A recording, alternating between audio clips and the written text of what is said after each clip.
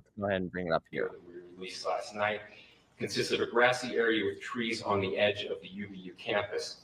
Investigators discovered a bolt-action rifle wrapped in a dark-colored towel. The rifle was determined to be a Mauser Model 98 30-06 caliber bolt-action rifle. The rifle had a scope mounted on top of it. Investigators noted inscriptions that had been engraved on casings found with the rifle. Inscriptions on a fired casing read, "Notices, bulges, capital OWO, what's this?" ? Inscriptions on the 3 unfired casings read, "Hey fascist!" ! Catch! Up arrow symbol, right arrow, and symbol, and 3 down arrow symbols. A second unfired casing read, "Oh Bella Ciao, Bella Ciao, Bella Ciao, Ciao Ciao." And a third unfired casing read, "If you read this, you are gay, LMAO."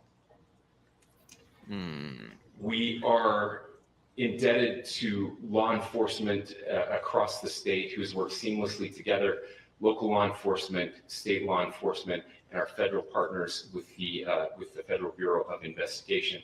We're grateful for everyone who worked together in such a short amount of time to find this person and to bring justice. I want to thank the public who has been so engaged, reviewing videos, helping us with sending in tips, and helping us get to this point. I want to thank the family members of Tyler Robinson who did the right thing in this case and were able to bring him into to law enforcement as well. I especially want to thank the family of Charlie Kirk, Erica, Charlie's parents, his children. I want us to be thinking of them as we bring justice in this case. They will be involved in that justice. We will be working very closely with them as we move through this process as well.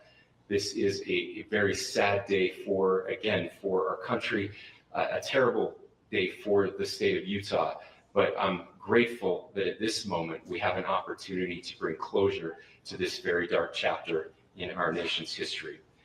So I'm going to pause there. That is the governor of the great state of Utah. And just want to pull this video up here as well, just so everyone can witness this. This is when the news officially broke earlier this morning, naming the name of the suspect, followed by the statement from Donald Trump.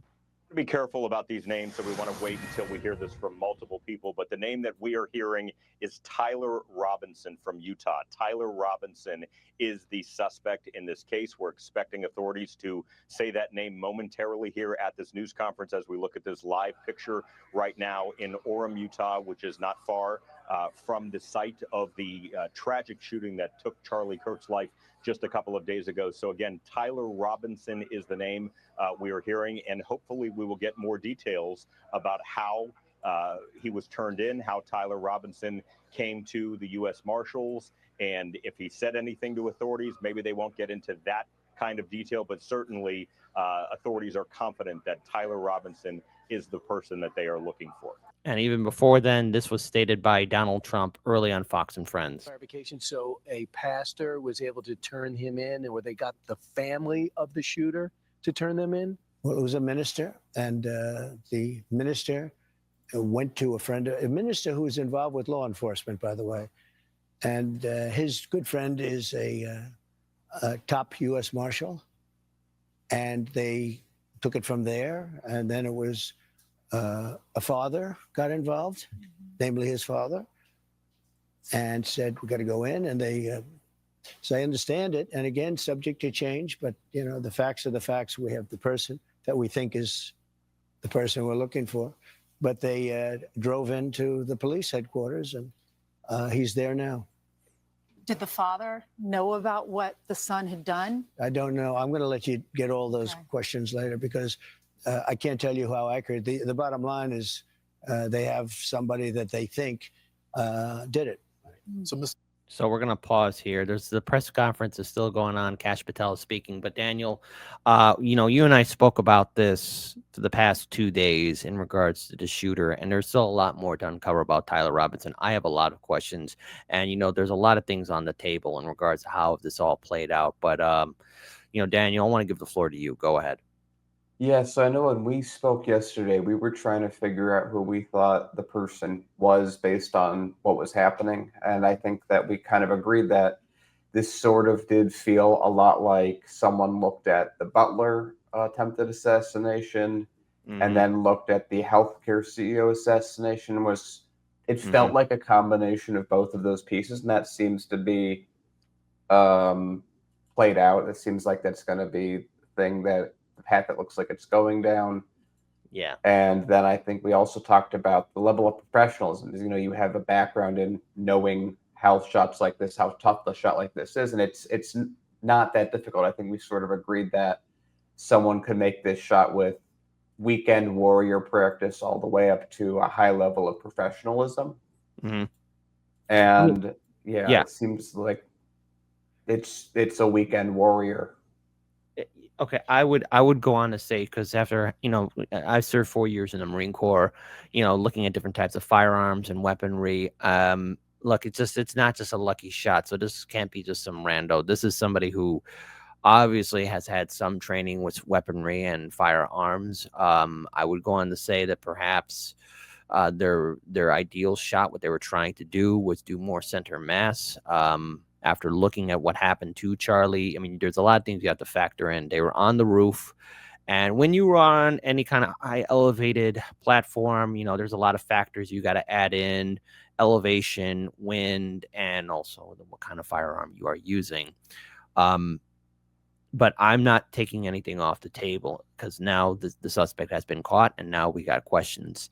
I found it extremely suspicious that such wordings were written on ammunition. And look, maybe this is just me and I'm being over precautious here, because and that's just how I am, because I treat every weapon with respect, including the ammunition, no matter what it is.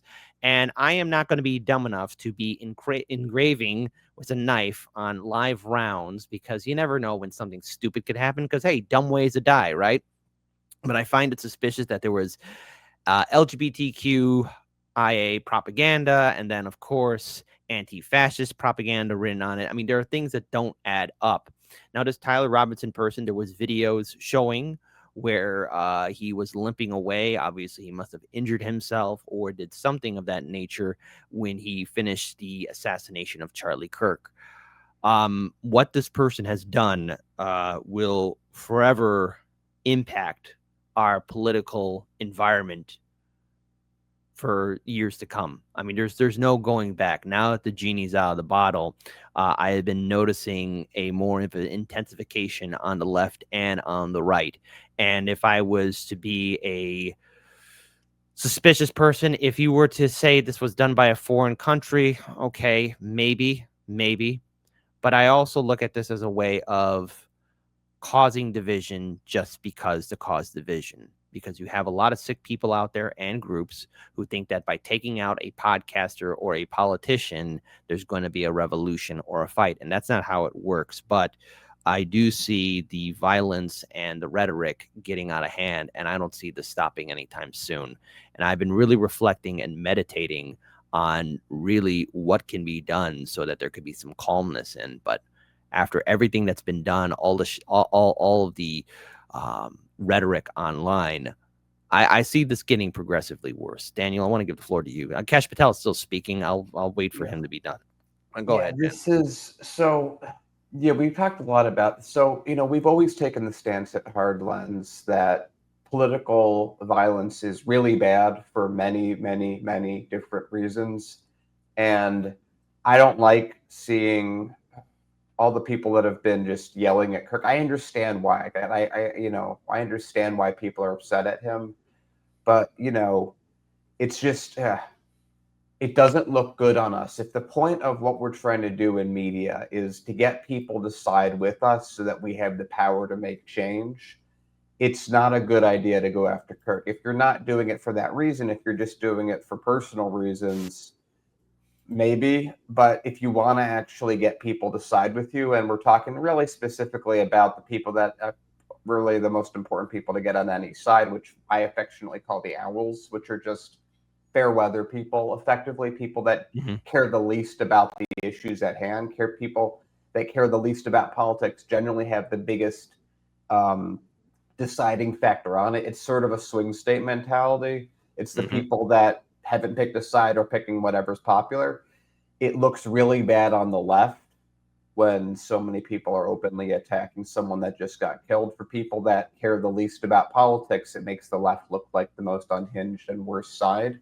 Yep. And then when you have the right too doing that, when you have people like Nick Fuentes saying there's no talk, it's like, oh well, geez, Nick, you're not doing yourself any. You're not doing the right any favors either. Yeah, but again, the question is overall who looks more unhinged, and I think that it's not good to see people so gleefully talking about stuff. And so here's another reason. So one of the things I've been doing the last 2 years is I've been really trying to understand and get in the minds of every single political group so I could at least understand and empathize with their position, so I could better understand what they're doing, why they're doing.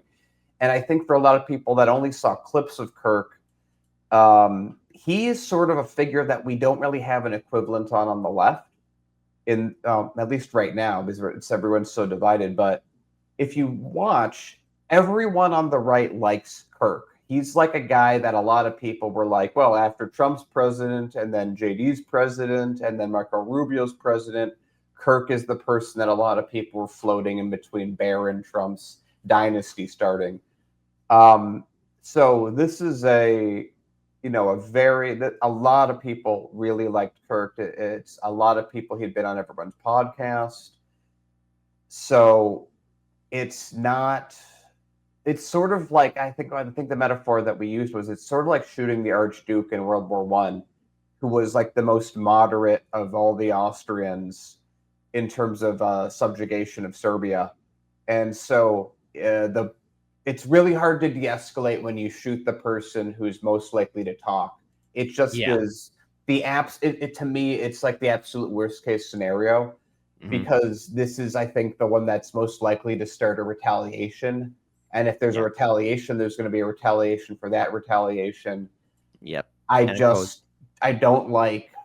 think that Charlie Kirk was probably the worst person to have been assassinated for those reasons and others. And I think it's kind of the worst person. Again, we can disagree all we want with what he said. I think especially as people in media, especially with our personal, what we're personally dealing with, threats against us, I think it's just a really bad idea in general for anyone, especially talking heads on media, to ever say anything other than it's really bad that political violence is happening, period. Yeah. I also want to add on to this here too, because there is those on the right who are jumping on this, who are saying like, oh, we can't negotiate with the left, we can't talk to the left. Well, I've been speaking to people on the right, and I had a lot of people thank me, not only in the comment section but via private message, even those who are right wing and have podcasts, and saying, hey man, like, thank you for saying some kind words and whatever, and that's fine. I'd rather be in dialogue, but you want to know what I was hearing from them too? It's like, hey, I'm really worried that this is going to get out of hand. And yes, it very well can get out of hand. And I don't want that to happen. So Wednesday, I had a huge tech issue for doing the morning show. Okay. They're still doing the press conference. So right now, I also have an article about at least what we know about Tyler Robinson right now, but I would at least want to just go back in time to Wednesday. My God, it almost feels like a year ago now. I told Daniel, hey, I have this tech issue. I have a lot of problems and I won't be able to do the morning show. But once everything was all done, there was a calmness, there was some construction going around, neighbors next door doing a lot of stuff. So I could not do the show at all.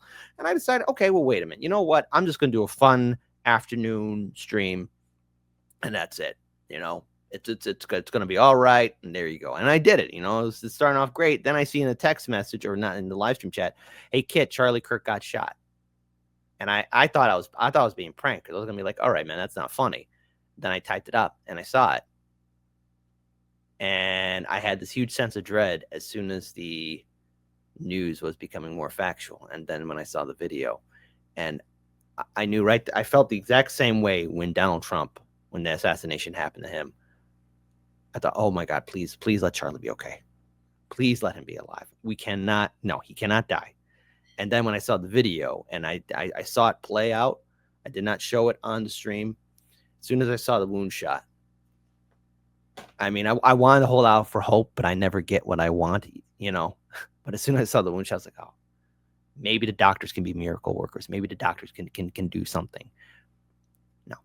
And that's the other thing people have to keep in mind, because I guess we're so used to we're so used to the concept of presidential assassinations happening and all this other stuff that I think people forget that at an event like this, I think that the number I saw, Kirk had like 4 of his own security, and then there were like 6 cops, and they're all standing within like 20 feet of him. Like, they're set up for people rushing the stage. It's not like this is Secret Service has like scouted the area in advance and they have people on most of the buildings with overlook. This is just a private event. And so it makes a lot of sense that the person was able to get away immediately to me. It looks like, again, from my point of view, it looked like someone looked at the Butler shooting and went, I can do that. Yeah. Because it's basically the same distance. It's basically an overlook on a building. They're lying down on a roof. It seems like basically someone saw that and said, I can do that. And again, it's not like we live in a world where there are police like in every wall, in every doorway. And so I feel like what happened makes sense. And I think the real scary thing to some degree is that, and I think also based on Trump not talking about the Butler shooting individual, because if there was something more to that story, I think Trump would have said it from the rooftops in multiple press conferences, but he didn't. So I think that the really scary thing to realize is that anyone can do this with very little training, with not an expensive weaponry. The dude had a hunting rifle and a scope. I think I saw some images of him as a child. He was taken hunting. So anyone that has weekend warrior experience, has grown up shooting deer, can do this. It's not like I think that people, in a sense, if we feel like we're in more control when we say, man, a professional had to do this, this had to be a big orchestrated event with, huge amounts of coordination and airplanes. And it's like, no, one person can do this. Exactly. And I also want to pull up something else here too, because before we talk a little bit of who Tyler Robinson is, I just want to address this here too. And everyone, please, in the chat, let's be a little bit respect. I understand emotions are high, and I understand if people don't like Charlie Kirk. I get it. Hey, there's people who don't like me. There's a lot of people who don't like me or Daniel. But at the same time too, look, this is what I don't want to see happening. The talk of civil war, because at the end of the day, look, what has angered me, especially yesterday, I talked about how South Park took down the Charlie Kirk episode, and before he died, Charlie Kirk laughed at it and liked it. I mean, when you make it on South Park, you're a pretty big deal, and they parodied him, and I don't think he gave a damn. I think he liked it. It's more free press for him. Why take it down? That's terrible. At the same time, too, everyone's talking about fighting and retaliation. Do you really want to have the smoke, once it's all done and cleared, be on top of a pile of bones? Because I don't want to say I could speak for Charlie or anything like that, but I'll at least speak from my perspective, or at least, from the words I saw him. I'd rather talk to people. Yeah, I'd rather talk to people than fight. Okay. I think it's imperative that talk and dialogue is key. We don't need to fight and kill one another, and I don't think Charlie would want that. All right, and I'm just going to say that from my opinion. Go ahead, Dan. So I wanted to ask you, because you have weapons experience. This is a 200-yard shot with a stationary target. How easy would this shot be to be? How much skill would someone need to hit the bar of making a shot like that? Well, from what I understand, kids that shoot deer can make a shot like this. I mean, yeah, it can be done. Like, look, it can't be done. All right. And once the round is out of the chamber, it's not going to change. So, you got to control your breathing. You got to factor in the wind, make sure your weapon's BZO'd properly. And once it's done, pull the trigger, control breathing, and boom, fire. It happens, yeah, you know, it always pays to be a little more professional, but anybody can do it, really, if you think about it. I mean, it's nothing anything complex. I mean, you've got look, we got dumb idiots, you know, who are engaging in gang warfare, firing their rounds, and you know what? I mean, they're not even doing it properly, and yet those rounds do find targets, not intended, but I mean, once you pull the trigger, that's it. The round is out, and unfortunately, it hit Charlie Kirk, and he has passed away. In the aftermath now, as you're seeing a wave of anger and hatred for everybody. And I want to be clear on this, you know, to people on the left and on the right, if you have a large podcast, now's not the time to be declaring total war or anything of that nature. Now's the time, because you are helping this psycho, this person, Tyler Robinson. You are giving him what he wants then. You're going to give him what he wants, and that is everyone fighting each other. No. All right. Nobody claims this person. No one should claim this person. Left, right, in between, no matter what generation. Tyler Robinson, since his father, family members, whoever turned him in, no one should claim him. Everyone should excommunicate him. And simple as that. And if you're cheering for Charlie's death, I mean, you know, would you like that to happen to your other favorite podcaster or somebody you follow? No, you wouldn't. So just a little bit of who Tyler Robinson is, or at least the information that's presented to us right now. Let's talk about it. So President Trump, obviously he announced it on Fox and Friends that the suspect was caught. And Tyler Robinson, 22 years old. Well, the rest of his life is now over. And the governor of Utah has also filed paperwork for the death penalty. So I actually saw Legal Mindset cover this too. And pretty much Tyler Robinson is going to get the death. In my opinion, you know, I mean, Legal Mindset, he didn't say it. I want to be clear on that. But he's saying like, hey, look, Utah is a state that has a death penalty. Okay. So, I think it's kind of over for this guy. The governor of Utah, Spencer Cox, announced that they got him, and that he is right now. Tyler was turned in by family members who said he was full of hate and confessed to his dad that he was a killer. So okay, he's a person who I would assume is not mentally well. So yes, so 200 yards away from the tent, that's when it happened. Stationary target. Initial reports described the suspect as wearing jeans and a black shirt, black vest. And yeah, I'm just looking at this and I'm just seeing overall the shot. I mean, yes, 200 yards. I mean, an AR has an effective range of what, 500 yards? But this wasn't an AR-15. This was a bolt action. But even more so. That's even more. And again, I think I saw images that because it's just we got the name and some people are putting stuff. His father seems to have been in the military, and I think there's even an image of him with a hunting rifle at a very young age. So I think we were trying to figure out yesterday who could this be, and we were saying like someone that grew up hunting literally has the skill set to make a shot like this, and that all seems to be the direction that things are going. And unfortunately, I think yes. And actually, Dan, I have eyes on said photo. Let's see that. This is from the actual Justice Warrior. He actually posted this right now as we speak, and this is why I love my viewing audience. Yeah, I love my audience. Okay, because sometimes you guys deliver, and when you deliver good. So this is a photo from the actual Justice Warrior. Seems like the actual Justice Warrior. I said water. Sorry about that. Seems like the shooter was some anti-Trump guy who, by some photos, may have been the type of young person Charlie would have wanted to speak through. But instead, speaking to Charlie, he chose murder and threw his worthless life away in the process. So here we go.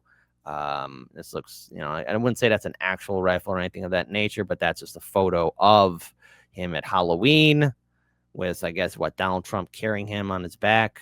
I saw a separate image with him with her, but it's again, I like just to be clear, like I live in Illinois. I don't have really a lot of access to guns, but I went to Louisiana a lot of years ago with someone I do know who does have guns. I made a shot like this very quickly without much training. Mm-hmm. It's yeah. And so look, as a final note, folks, the suspect's been caught.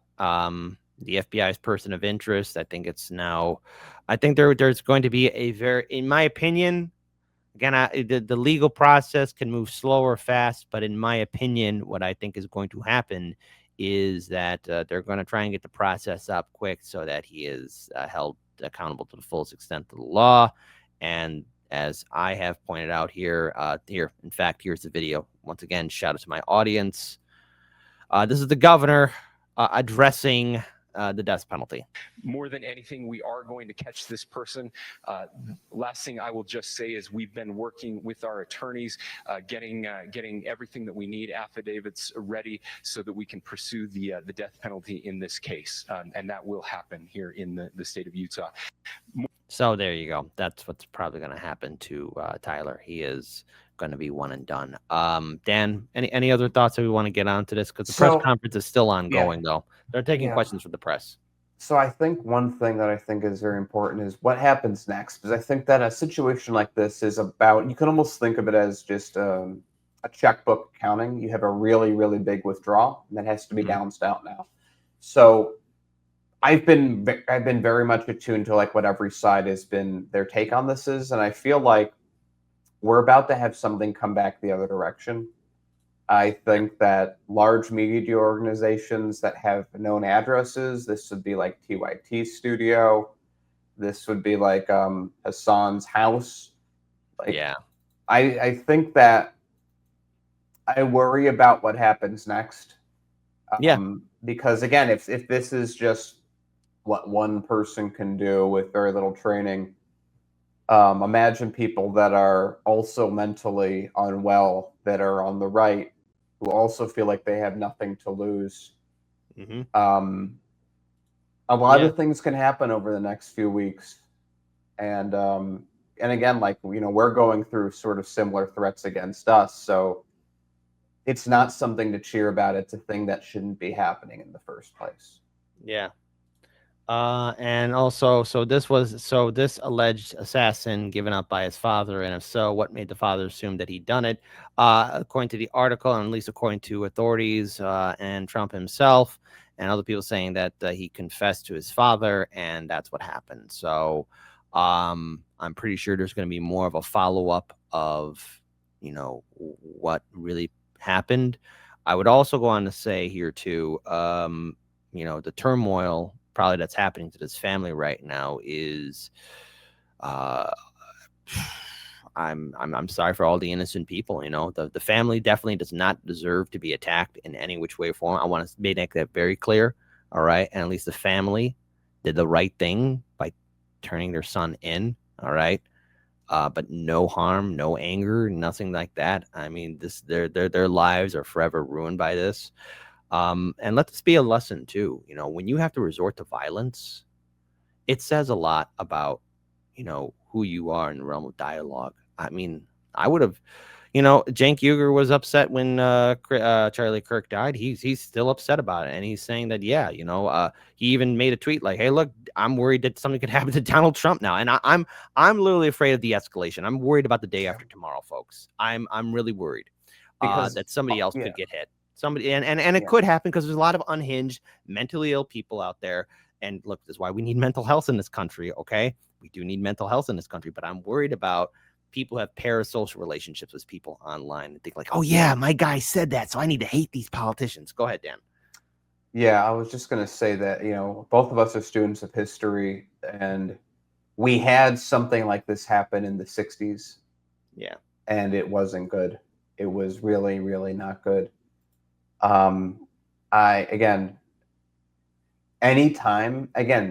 Anyone really that's in media, just for even like, we're trying to be consistent, we're trying to do the right thing, but even if you want to throw all that aside and say none of that matters, be selfish about this. Like, to people that are like just chewing out or like making a big thing out of attacking Kirk, be selfish right now. Realize that it's not a good position to be in right now, to be a talking head on the news at a time when people are seeing us as legitimate targets. Yeah. Just be selfish. Like, again, like, we're talking about, like, we're trying to be principled. It's like we're really upset that, you know, because the whole point of, again, at the end of the day, the reason you get into this line of work is that you have a position on the world and you think other people around you, or you can find other people that will share in that position. And with the people working together to share that position, you'll be able to change the world.